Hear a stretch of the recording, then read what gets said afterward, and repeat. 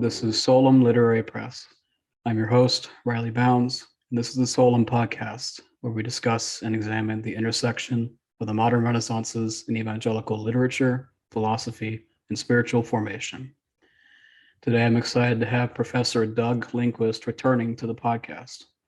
Douglas J. Lindquist is content consultant of Solum Press. He graduated from New Hope Christian College with a BA in ministry leadership and from Talbot School of Theology with an MA in philosophy.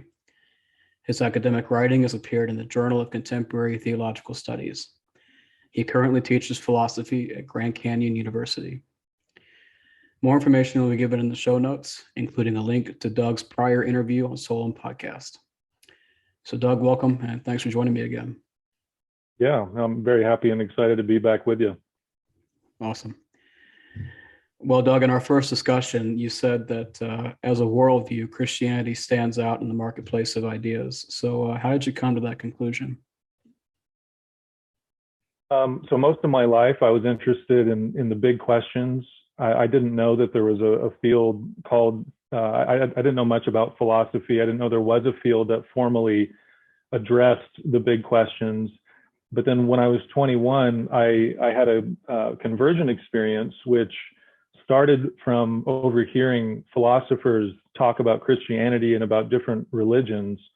I didn't know I had never heard the term worldview. I didn't know what that meant. But in my research, I realized that a lot of times as human beings, we go through life and we kind of form one belief here, we form another belief in a different place, and we're not even particularly aware or conscious of our beliefs. Or of the way that we understand things. I started to understand at the age of 21, like I said, that we actually can come to have a coherent set of beliefs. We can come to have a way of understanding life, a way of understanding the world that can kind of hang together, so to speak, and that we can actually test to see if it's true, test to see if it's accurate. And so a lot of times though, we just sort of absorb this, as I've said, we're not even, we don't do this in a way that is intentional. We pick things up from movies, we pick things up from music, we pick ideas up from our parents and friends. But it was at that age in my life that I started to see that worldview is important, and that Christianity is not just kind of a smattering of different ideas or different beliefs. It's a system of beliefs, and it hangs together. There's a place for each teaching. There's a place for each idea, and that it's not just about having a personal faith in Jesus, although that's important. It's about coming to an intellectually holistic approach of understanding life and understanding God, and really assessing what are our beliefs. And do they hold up against scrutiny? Is there evidence for them? So that was pretty much how I understood the issue of worldview. And I saw that the deep divide between people today, the deepest divide is actually at the level of worldview. And when I studied Christianity, I also studied other systems of thought, Buddhism, Hinduism, atheistic philosophies. And I started to see them as worldviews. And I started, the more I looked at Christianity, the more I just began to see that this particular system of ideas actually does stand up to scrutiny, and it actually does make better sense of human existence and of the biggest questions that we all wrestle with. Right. Well, what exactly is a worldview? And even then, why is it important? Yeah, and we've touched a little bit on that, but a worldview is a general outlook on life and on the world. And there are certain core concerns that every worldview needs to address. And those are going to be issues like, does God exist? And they're going to be issues like, is there an afterlife? There's going to be questions on the issue of like, where do people come from? What is the origin of humanity? Is there a purpose for human existence? It's gonna be something that addresses the big core concerns in life. And so it would just be a general outlook on life, on the world, on God, on death, and things of that nature. And the reason it's important is because human beings tend to live up to what they actually believe. We typically, though not necessarily always, tend to live and behave in light of what we really believe. Sometimes we might think that we believe something, but when we analyze our lives and when we assess our actual behavior, it may turn out that we're not living up to what we say we believe. And of course, by this I don't mean perfectly. The goal is, it's not about perfection, but the question is, if I think that I ascribe to a certain worldview, whether it's atheism, or you might say secular humanism, or it may be a theistic perspective like Christianity or Islam or something like that, I would need to actually assess my life and my behavior and the priorities that are reflected by those things to see if that actually is my worldview. So if I say, for example, that I'm a Christian, my behavior to some degree will need to line up with what the official teachings of the Christian faith are, as stated in Scripture and have been stated historically by the church, to see if I actually am a Christian. It's not just a matter of what I think I am or what I claim to be, but worldview matters because our lives run on the rails of our beliefs, and worldview is about those core beliefs. And so we want to get to the truth. We want to live in light of the truth. So that's why worldview matters, because if we get certain things wrong, it can lead to bad consequences. Yeah, that sounds like in developing a coherent worldview, consistency is pretty important. Can you live out your beliefs consistently within a worldview? And do you think that there's something with Christianity where it's more cohesive than other worldviews? I think it's important. I would suggest for everybody to study as much as they can. Obviously, we're not all going to be experts on religions. I certainly am not an expert on world religions. But in my research, because again, I started as a non-believer, and I started as somebody who was frankly quite hostile to Christianity in particular. But what I saw was that Christianity stands out in certain regards. I would not say, let me be clear, I would not say that it deals with every single question. I would not say that it resolves every single issue in some tidy way. That's not my claim. I think that even once somebody does accept Christianity, in some ways it opens up more questions. Even though I think it does the best job of answering the most what are called kind of the existentially central questions, with just meaning that the questions that are the most weighty and significant for human life. I think it does the best job by far, and I think it does, frankly, the most honest job at presenting answers to those questions. I mean, I'll give you one example. Christianity is very clear that the world as it is now is not the way it should be. It's very clear about that. There are some perspectives that will try to minimize evil, that will try to deny that evil exists or deny that suffering is real. Christianity does not do that. Christianity is extremely clear that suffering is a big part of this world. That this world, though it was made good by God, it is now fallen, as Christianity would say, and that just means that things are not the way they ought to be. And especially when it comes to human nature, human beings are not functioning the way that they ought to function by and large. There is something that is wrong with human beings. There is something that Christianity would call sin. And of course, and also just forms of brokenness that are not sinful, but that are just a result of living in a broken, fallen world. Some examples might be mental health issues, which are, I think, becoming more prevalent in some ways, but also moral evil, the evil that's committed by human beings. All you have to do is watch the news for about 5 seconds, or pick up a newspaper, and you will see the fallenness of human beings all over the place. And so this would just be one test would be, how does a worldview diagnose the human problem? What is our problem fundamentally? And each worldview has its own way of addressing that. But Christianity would say that we have a problem of evil. We have a problem of wickedness and of sin that is in the human heart.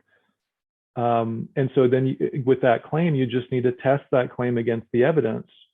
And G.K. Chesterton once said something to the effect that the fallenness of man is the area where you can most obviously see the truth of Christianity, because all you have to do is look around and you don't see what maybe a New Age perspective would say, that we're all just divine, we're all just little gods, and we forget our divinity.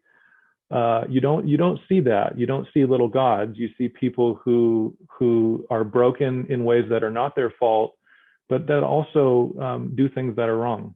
So that would just be one example of a way that you can test different worldviews to see if what they say is true, and where Christianity is brutally honest and accurate.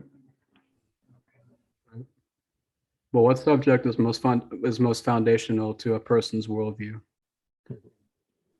So that would be the answer to that question is a subject called metaphysics, and that is something that's within the discipline of philosophy, and it is the most abstract for the most part, but it is the most fundamental subject. Metaphysics, which, by the way, the term comes from Aristotle's works when they were to be categorized. Aristotle wrote works called the Physics, and then he had other works that sequentially came after the Physics, and so they were called metaphysics, which just means after the physics or beyond the physics. And that has a couple meanings. One is them just being sequentially after them, but it's also because those works dealt with different issues than just observations and analysis of the physical world. So metaphysics deals with the most fundamental, the most basic principles of reality. It is a quick definition is that it is the philosophical study of reality. And so it focuses on everything to do with reality, with existence, and that has several meanings. So just to give a few examples, one metaphysical question would be, why does anything exist at all rather than nothing? As human beings, when we look around us, we see many things that they could have easily not existed. It's possible that these things did not exist. There didn't have to be mountains. There didn't have to be human beings.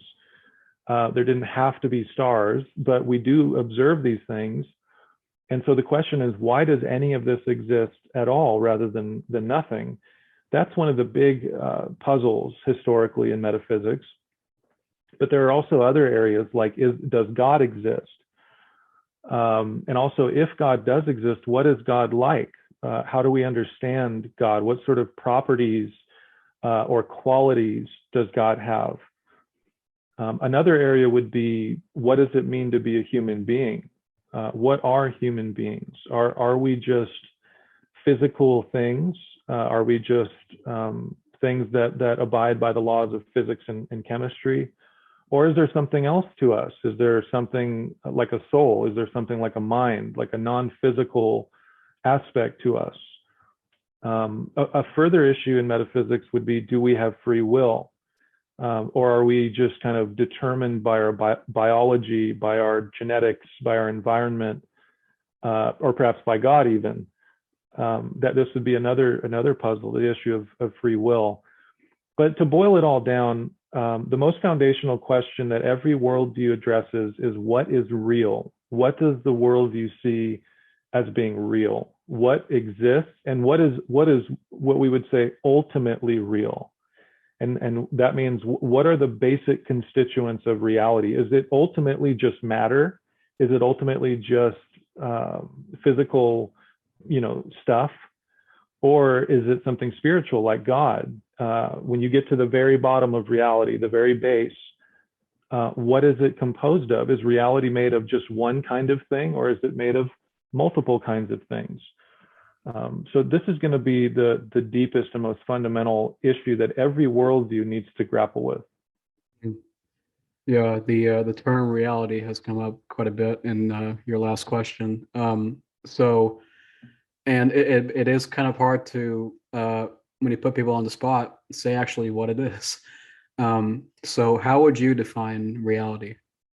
Yeah, it is hard, and especially because philosophers, again, they love to disagree about everything, and so, um, yeah, so there isn't any one agreed definition of the term, which is very common in philosophy. Um, but reality, essentially, what I would mean by that term is I would just mean that there are certain things that are real, that exist, and they exist in a particular way. They have certain qualities or properties. So reality is just all the things that actually do exist, and the ways in which they exist, which is true independent of human opinion. These are there, so to speak. They're out there, whether we agree on them or not, whether people are aware of them or not. That would be just a rough and ready answer for what reality is. It's the things that exist and the ways in which they exist. And this is not constructed by people. This is not created by human language or theory. There's what philosophers would call a mind-independent world that's actually out there. We don't create it or something like that. But let me speak more practically. There's a more practical way to understand that.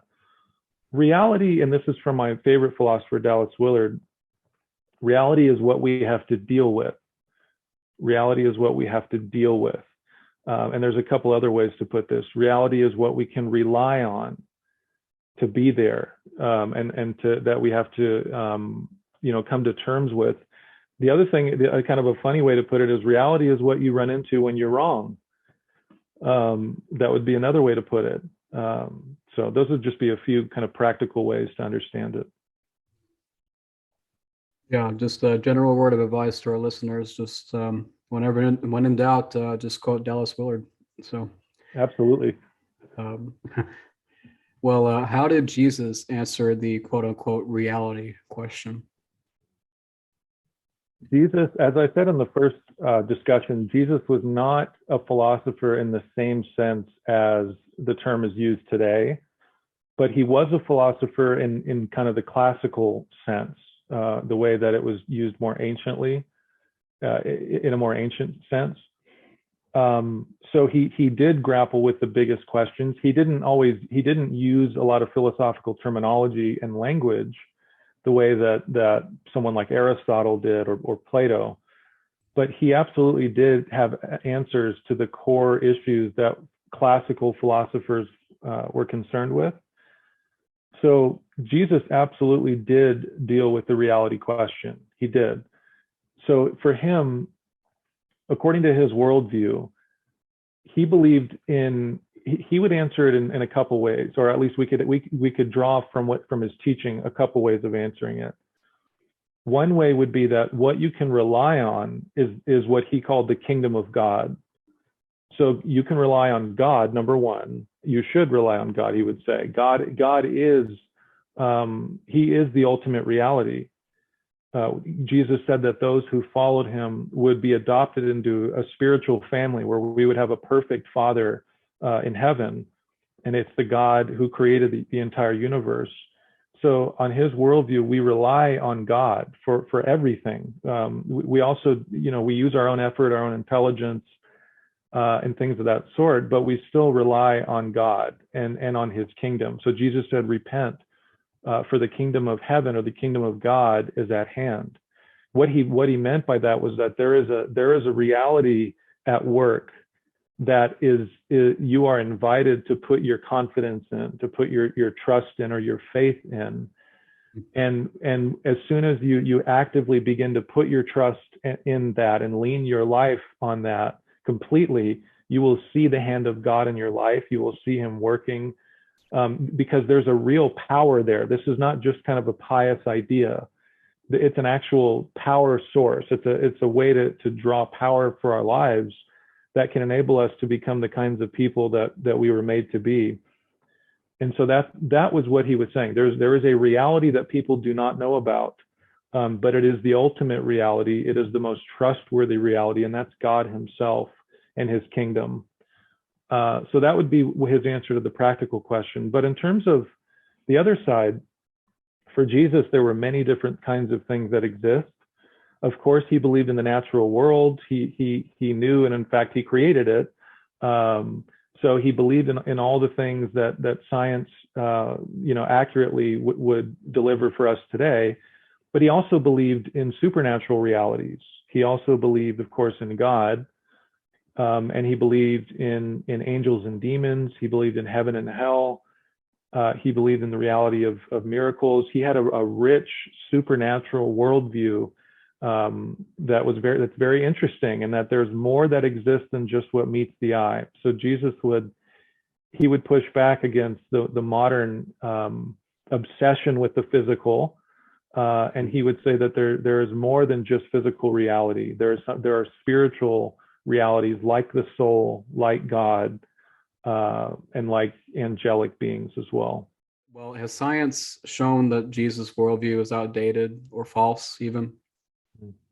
A lot of people have that suspicion. A lot of people seem to assume that something has been discovered that shows that traditional Christianity is false, or that Jesus' worldview is false. Many people just kind of assume that science has proved that in some way. And I would say absolutely not. I don't think there is no deliverance of modern science that disproves any of the core beliefs of Jesus or teachings. So let's take the issue of God, for example. There's nothing in science that shows that God does not exist. There is no deliverance from science that shows that. That's not even what science can do. Science is in the business of studying the physical world and breaking it into parts and understanding how the parts work. And that is its purview. It cannot pronounce on what is beyond the physical, or what is not, I should say, because its tools are limited to what is physical. By definition, there's an operating principle in science called methodological naturalism, which is the idea that for something to be scientific, it needs to limit its explanatory resources to just what is natural. And so it's not in the business of science to disprove God's existence. There can even be some cases where science provides some evidence for God. It can't prove the existence of God, but it can provide evidence that can be used in a philosophical argument that leads to the conclusion that God exists. So there's nothing in science that shows God doesn't exist. Science doesn't even show that human beings have no soul. All that it can do, like the only field that would be relevant to the soul for the most part would be neuroscience, at least the most relevant. And even neuroscience cannot show that there is no soul. What it has shown, though, is that there can be a correlation between brain states and mental states, or even a causal dependence where the functioning of the mind depends upon the proper functioning of the brain. But that does not prove that the mind is the brain. Science, it couldn't do that. Mm-hmm. So there's nothing in science, again, that can refute or disprove those fundamental teachings of Jesus.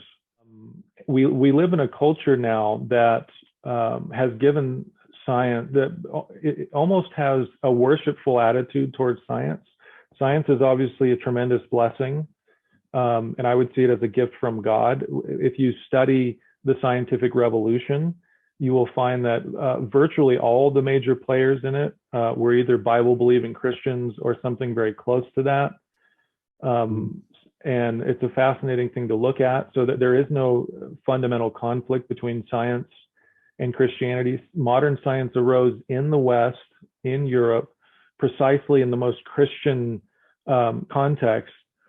And it did not originally arise in other parts of the world as we have it as modern science, as we mean by modern science. So science and Christianity can go hand in hand, but the problem is our culture believes in an idea called scientism. And scientism is the idea that science is either the only or the best way to know anything or to come to any truth. That's called scientism, and that is a philosophy.